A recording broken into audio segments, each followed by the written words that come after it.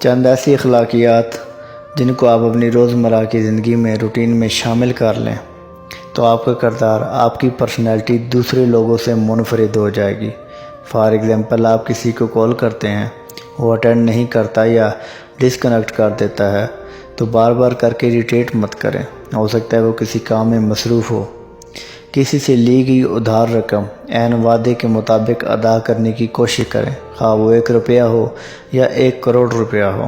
اس سے آپ کے کردار کی پختگی کا اندازہ ہوتا ہے۔ اسی طرح اگر آپ سے کوئی کہے کہ ڈاکٹر کے پاس جانا ہے تو اسے یہ سوال نہ کرے کہ کیوں جانا ہے، کس کے ساتھ جانا ہے، جب تک وہ خود آپ سے شیئر نہ کرے۔ ہاں، البتہ اسے اچھی صحت کی دعا ضرور دیجیے۔ اگر کوئی آپ کو موبائل فون دیتا ہے یا کوئی تصویر دکھاتا ہے تو لیفٹ رائٹ سوائپ نہ کریں، ہو سکتا ہے اس کی کوئی پرائیویسی ہو۔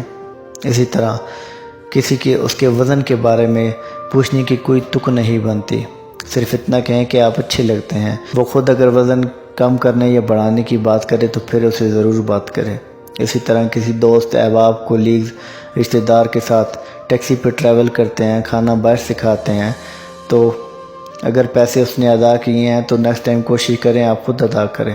اس سے آپ کے کردار کی پختگی کا اندازہ ہوتا ہے۔ اور جس طرح آپ اپنے آفیسز میں، یونیورسٹیز میں اپنے سے بڑے منصب والے لوگوں سے محبت اور احترام کے ساتھ بات کرتے ہیں، اسی طرح چھوٹے منصب والے لوگ، پی اینز ہو گئے، چوکیدار ہو گئے، آفس بوائز ہو گئے، ان کے ساتھ بھی اسی محبت کے ساتھ اور احترام کے ساتھ بات کریں۔ آپ اصل میں کس کردار کے مالک ہیں اس بات سے واضح ہوتا ہے۔ اسی طرح لوگوں سے وہ سوال کریں۔ منتصر حسین تاڑا صاحب لکھتے ہیں کہ جو رب نے بندوں سے کرنے ہیں، آپ نے نماز نہیں پڑھی، آپ نے روزے کتنے رکھے، آپ نفل کتنے پڑھتے ہیں، وہ سوال کریں جو انسانوں کو انسانوں کے ساتھ کرنے چاہیے۔ آپ کو پیسوں کی ضرورت تو نہیں، آپ کو بھوک تو نہیں لگی، آپ کو کوئی پریشانی تو نہیں، یہ وہ سوال ہے جو انسانوں کو انسانوں کے ساتھ کرنے چاہیے۔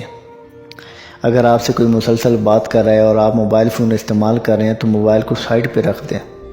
یہ ایک بہت بڑی غیر اخلاقی حرکت ہے جو ہمارے بچوں میں کثرت سے پائی جاتی ہے اور ہماری روح کے اندر سرایت کرتی جا رہی ہے۔ اگر آپ سے کوئی عرصے بعد ملتا ہے تو اس کی تنخواہ، گاڑی یا شادی کے بارے میں نہ پوچھیں جب تک وہ خود اظہار نہ کرے۔ یہ چھوٹی چھوٹی چیزیں ہیں جن کو آپ اپنی زندگی میں شامل کر لیں تو آپ کا اخلاق دوسروں سے منفرد ہو جائے گا۔ میں نہیں مانتا کاغذ پہ لکھا ہے شجر نسب، بات کرنے سے قبیلے کا پتہ چلتا ہے۔ اللہ کریم آسانیاں حاصل تقسیم کرنے کا